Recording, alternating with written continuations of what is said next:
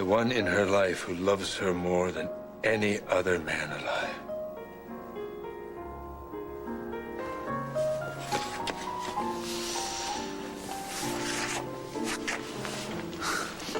Why'd you stop?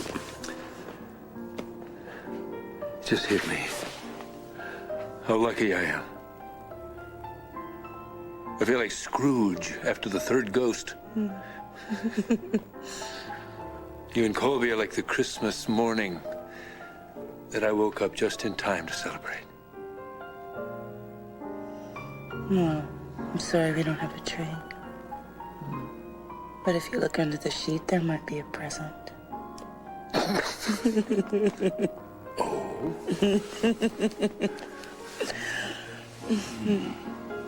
No, it's bloody inconvenient. I pay you guys a king's ransom to put these fires out. All right, here's what I want. I want Ralston at the airport tomorrow with a detailed rundown of the bidding. And you get me a lunch with Kingman tomorrow. And while you're at it, find out if he has any serious food allergies. Well, so much for the afterglow. Darling, I'm so sorry. It's all right. Business is business. I take it you have to go out of town? Yeah, I have to be in St. Louis tomorrow at the office. It's because you're indispensable. Yeah, it's because my team fumbled the ball. That's what it is. And how long do you have to be gone? I'm in, heads roll, I'm out. A day, 2 at the max. Oh, but so much can happen in one day. My baby is not due till the end of the month. Well, babies don't always run on schedule, you know. I really think I should cancel it. And I'll send somebody else. No. No one bullies and intimidates like you. But what's more important here? A business deal or our baby? Our child is not due for 3 weeks. Besides, there's something very important that you have to do before she's born. Unless, of course, you've changed your mind about making me an honest woman. No. I can't wait to make you my wife. And Colby is not going to be born. You must speak with her. Tell her not to come until we get back and we get married. Okay. Okay, Colby, my dear, will you promise not to be born until I get back? I'll bring you something really nice from St. Louis. The arch would look perfect in your playground. And what's her answer? Oh, she's holding out for a pony. My kind of girl. She's not going to come into the world while you're gone. I promise.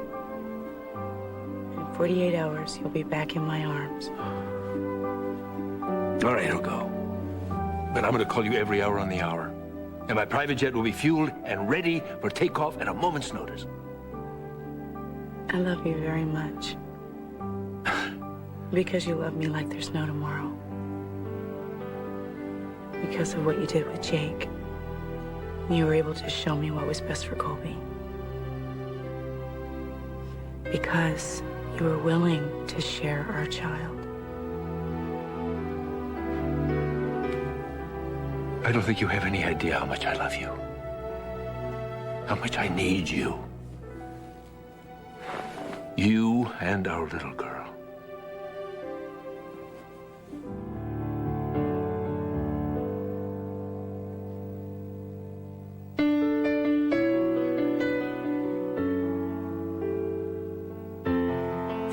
I'm sorry. I don't know if it was the massage that relaxed me or I love making.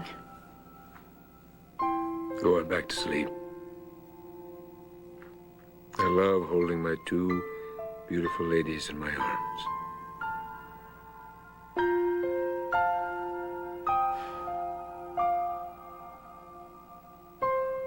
Adam, don't worry. I'm fine. Baby's fine. How's St. Louis? Oh, we miss you too. Well, of course, little Colby knows when you're not around. Well, I just came by to check on the nursery wallpaper before work. I love you too. I can't wait till you're back. Bye. That was your daddy. Called to tell you that he loves you and he misses you very much. Jake's just gonna have to get over it. You're gonna call Adam Daddy. You can call him Poppy or Pops or Papa Jake. I like that one, Papa Jake. Makes him sound like he's 150 years old. I'll get it, Winifred.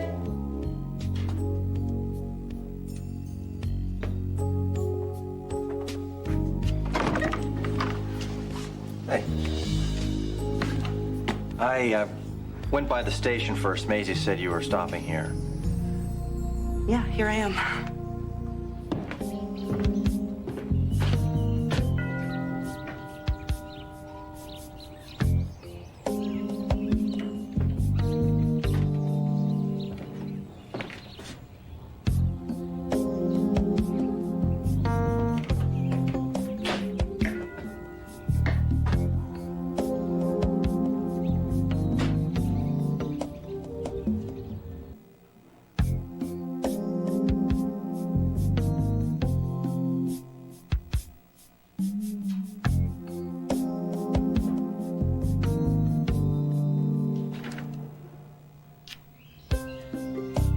Erika? It's David Hayward.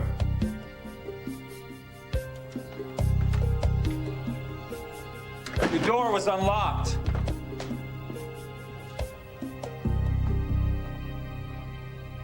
Erika? Please don't let her do something stupid.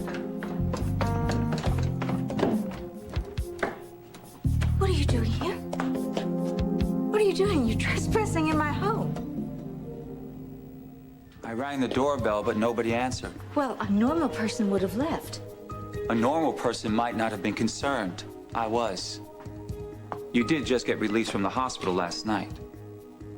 And you make house calls? Is that what you do? You check up on all your discharged patients? More often than you might realize. And in this case, I'm glad I did. Why do you say that? Mirrors zip, Erika 10. Carl will be here soon. She's gonna clean up the mess. Well, at least you're not hurt. I remember what happened, David. It came to me last night. You remember the accident? You were driving like a bat out of hell. You were gunning that SUV. I asked you to slow down. I asked you to stop. I asked you to pull over. But you were hell-bent on getting back to Pine Valley. Because you had a special to tape. The TV special. We needed to get home because of my TV special. That's why you wouldn't pull over, stop somewhere to wait it out. Over and over again, you told me that I was the one who insisted that you keep driving, that I was the one who wanted to get home, that you were not to blame for what happened That's to my exactly face. what happened. No, that is a lie.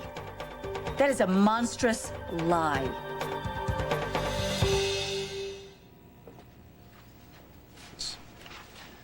That's a peace offering.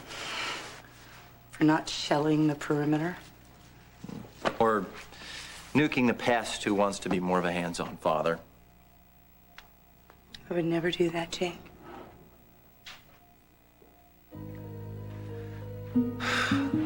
I know how much you wanted Adam to be front and center as Colby's dad, and I understand how difficult it was to let me in the picture. And I just want to make sure we're still friends. We are. Oh, good. Good, thank you. It's just that things have changed. My first allegiance is to Colby and then to Adam. Yeah, as it should be. I just hope in time you'll see what a great father he's going to be to Colby. There's really no reason to go rushing to protect her from the big bad Adam Chandler. Don't start now. Start what? Just trying to convince me. I don't, that's not why I'm here. I want us to start over. Well, no, I don't. I want us to start new. Can we do that? Can we make sure the road is clear ahead, smooth for our daughter?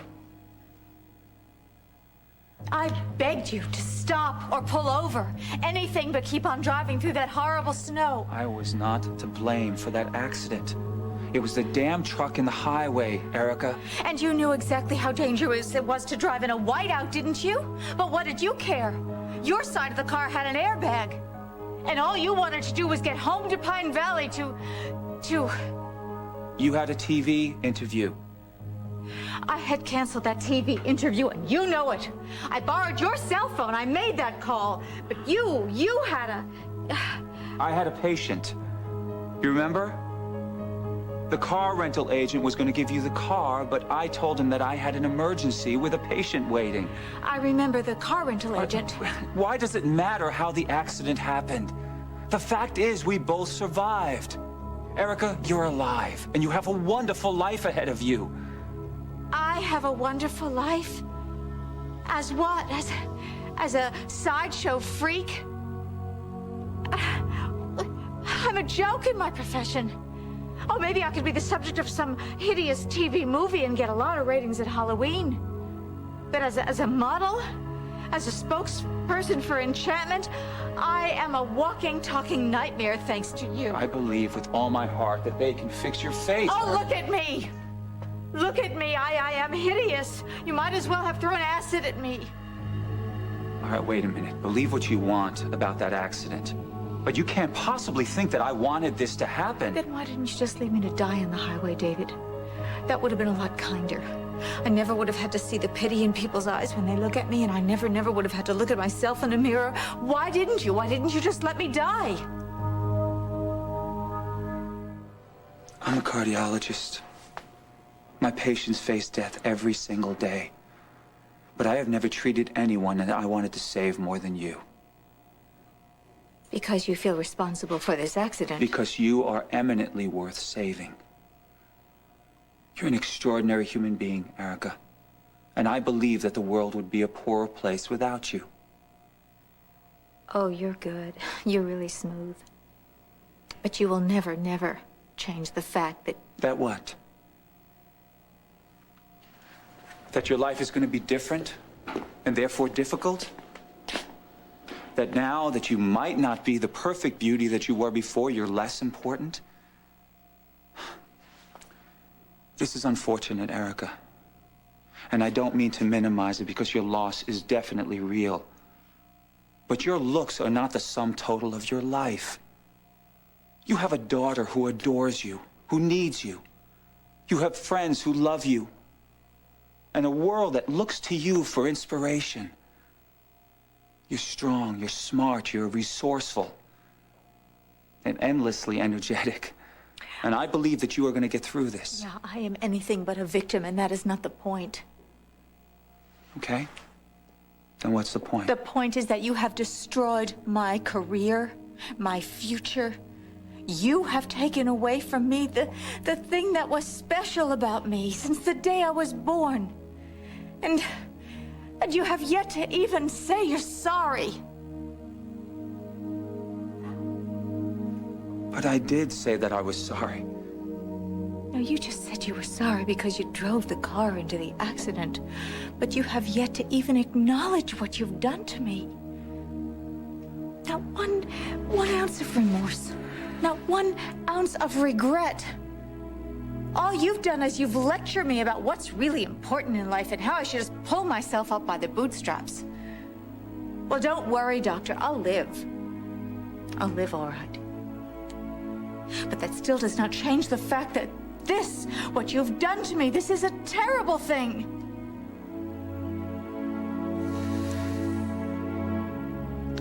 Look, I know this is really painful.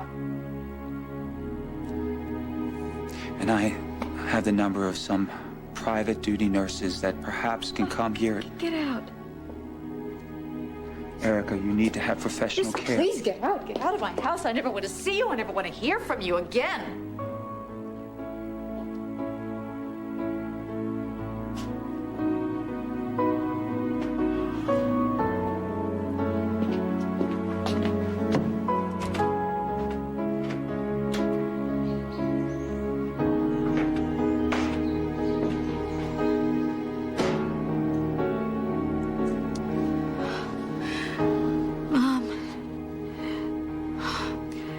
Please help me. Help me be strong. I just don't think that I can do it alone. Please help me be strong.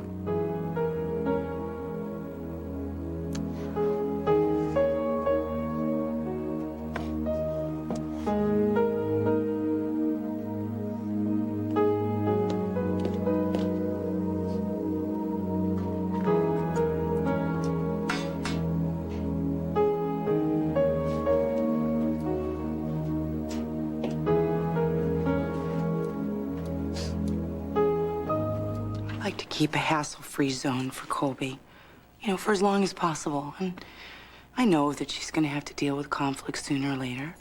But not too soon. No, not too soon. And Adam and I, we agree with you. I mean, that's why Adam wanted to take away all the hostilities. He didn't want Colby in the middle of a battlefield, and I'd like to have my friend back. I'd like that too. It's just been a little weird lately. I mean, Colby was my treasure, and I shared her with Adam, and that felt wonderful. But then this three-sided arrangement, well, it doesn't feel very natural. It just takes effort. Maybe just gotta work on it more. Maybe you're right.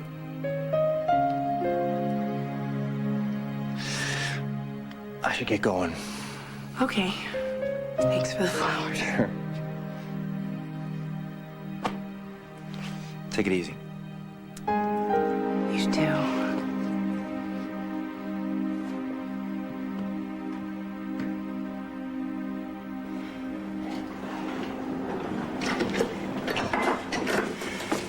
There has been some mistake. The Valley Inn is very careful about arrangements, madam. Will you tell your manager that I would like a word with him? Lower your voice, Mother. You're creating a scene.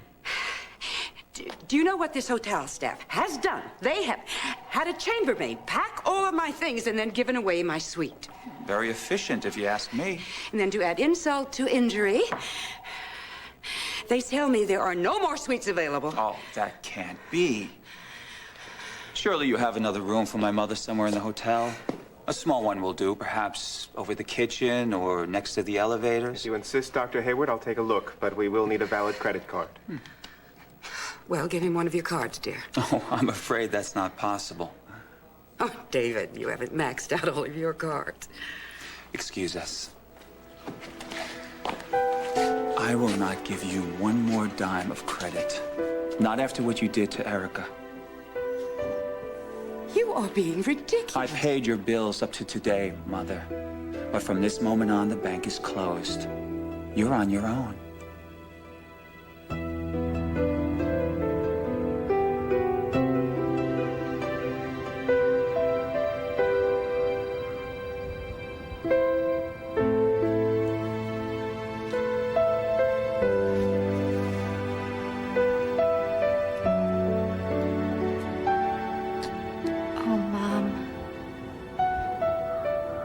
Why did you have to go and leave me? I need you so much.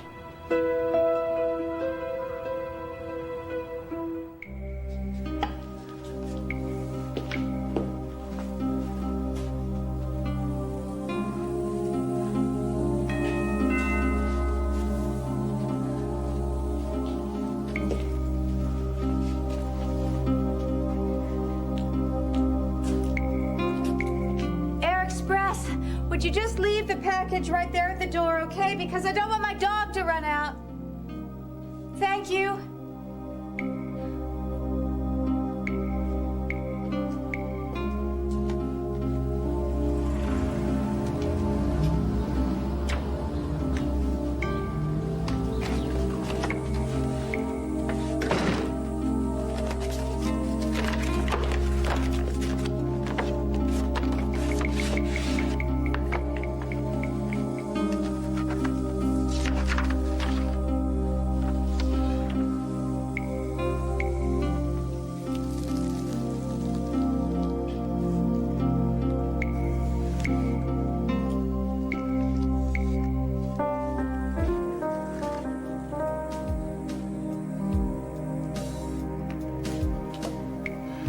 Be no return to glamour for me.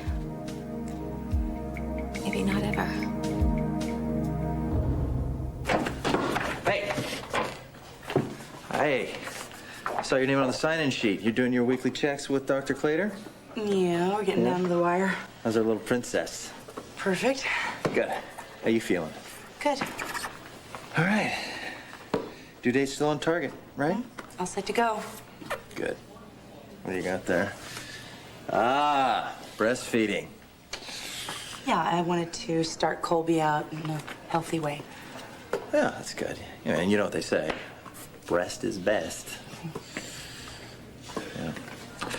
Anyway, if you need to get in touch with anybody at La Leche League, I can put you... No? No, that's fine. I have the number. All right. Well, I'm glad to hear everything's progressing smoothly.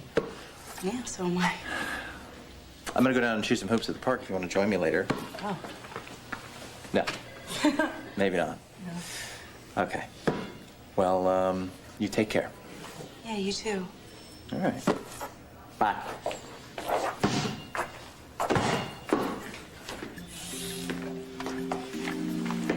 Well, if it isn't Lady Madonna. This day just gets better and better. Wasn't that Jake Martin I saw dribbling down the hall? You know, he's telling everybody that he's about to be a father. And this concerns you how? I could make him disappear. Really? Like you tried to make Adam disappear? No, that was your idea, not mine. But no, ridding you of Jake, all it would take is 1 or 2 words in the right ear, and baby Colby can start calling Adam Daddy.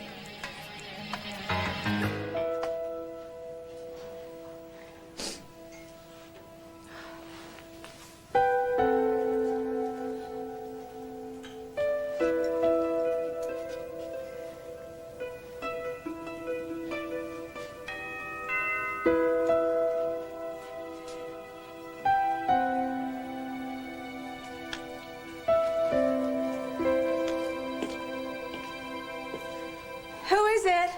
Erika, it's Vanessa Bennett. Vanessa, this is a terrible time for me. I'm swamped with work. Well, I wanted to thank you in person, though. Thank me? Yes, I brought you something. Should I just leave it by the door?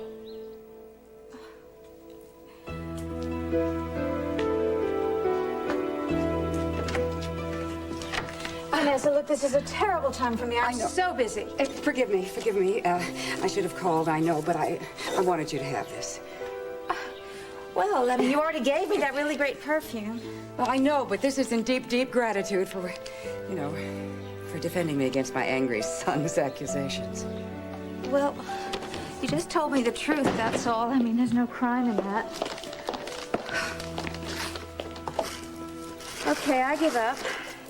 What is it? Well, it's a charm, actually. It's an Indian deity, Hindu deity. It's created by the Vishnu to ward off evil spirits. Oh, well, let's hope it works. All right, thank you. Yes, but you're not, you do have someone reliable looking after you, don't you? Yes, I do. I have Carl, but she has already come and she's gone. Oh, I see. What, you're here all by yourself? I really have a lot of work to do. I have to get back to work. Erika, far be it from me to interfere in your personal life, but I have grown so fond of you in such a short time now. If I don't speak up, this is for your own good. Erika, you shouldn't be alone at a time like this. I love my solitude, thank you very much. I'm really loving this. Yes, well... I mean, it's not like my hospital room where it was Grand Central Station with everybody coming and going all the time. But there is a fine line between solitude and exile, my dear. Well, I'll be in touch. What? Is something wrong? Oh. Well, it's David. He's just broken my heart. Just give me the word, Liza, and I can banish Jake from your otherwise perfect existence. Sorry. Not interested. Won't you at least hear me out? You know, if you've got so much time on your hands, why don't you start a hobby like chess or stamp collecting?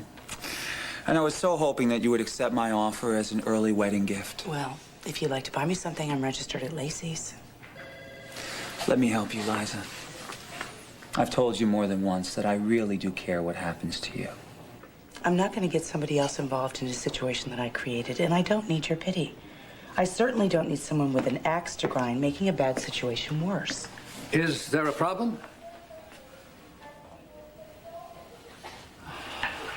Mr. Martin, David and I actually are finished. We have nothing left to say to each other.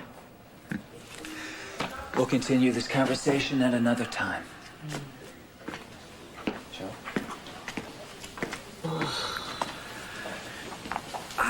have never met anybody who projects as little warmth as that man. And the funny thing is, I mean, in surgery, I've seen him work miracles. I would say he's probably the most gifted doctor we have on staff. Oh, other than you. Oh, well, of course. Still, I mean, that's it. That's it. He has his hands, he has his talents. I think underneath all that arrogance, he's probably a very lonely man.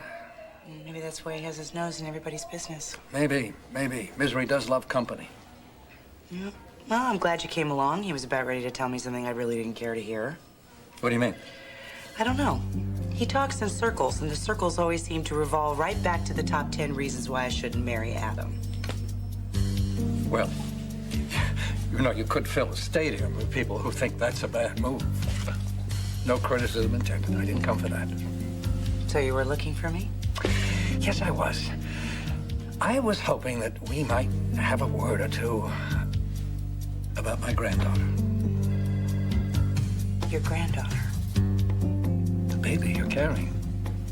Jake's little girl. This conversation seems a little strange. I know. It is for me, too. But, you know, it's a rather unorthodox situation. Here you are carrying my son's baby, and you're going to go off and marry somebody else. Well, now that you've said it out loud, it sounds even stranger. But still, even though it is untraditional, there's one thing about this whole situation that is not going to change no matter how the times change. What's that? Grandparents' feelings. Because no matter who marries whom, you are carrying part of the Martin family. And Ruth and I take our responsibilities very seriously. We're going to love that baby with all our heart. Can you accept that? I didn't expect to feel this way. No. But you're carrying our granddaughter. And that means your family, too. Well, I would be honored if you would be Colby's grandparents. And it comes with a lifetime guarantee. Oh, it does. Oh, good. I'm so relieved. Because you don't never want to fool around with the grandparents. You're gonna spoil her rotten, aren't you? Well, we're going to do our best. You know, I know that this has all been very strange, but I kind of like the way this is working out. It's better than I expected. Well, you know, babies can do that. They have a gift for bringing families together. And I can tell you, Jake is so anxious to welcome that little girl into the world. And we're going to be right behind him. Well, hopefully not in the delivery room. I think everything's going to work out just fine.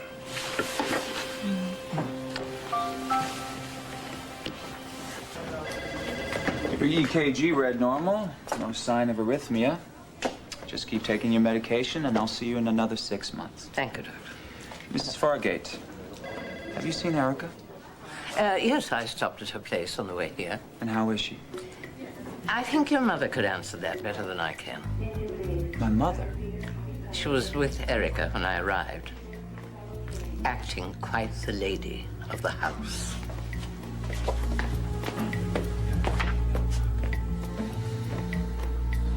I'm sure that you understand that I really have quite a lot going on in my life right now.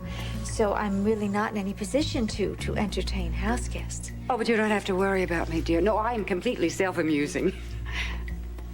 Well, I mean, certainly you were the only one who had enough respect for me to tell me the truth about my face. All right. You can stay here for a day or two until you have a chance to talk to your friends and make other arrangements. Thank you. You have no idea how hard it was for me to ask you, dear. I do have my pride, you know, and though it's not worth much these days. Well, actually, the back bedroom looks over the garden, so you could stay there. Oh, that would be perfectly lovely, really. And you know something? I think this arrangement may benefit you just as much as me. Really? How do you mean? Well, I know from personal experience. I mean, I understand exactly what you're going through. I, too, have been scarred in life.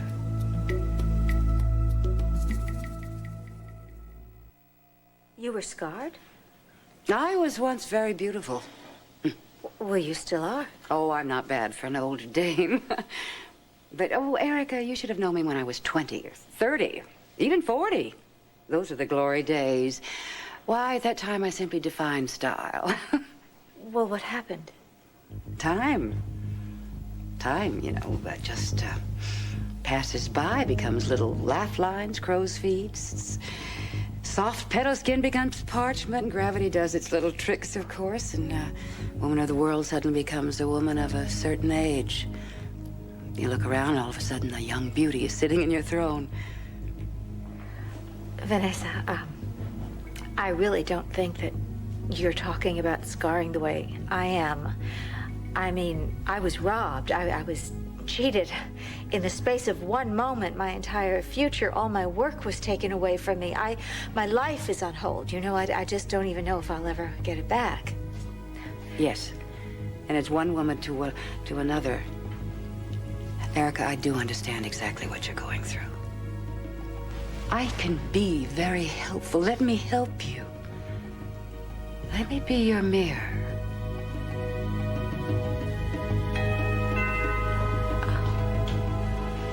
Oh, that Myrtle is just so persistent.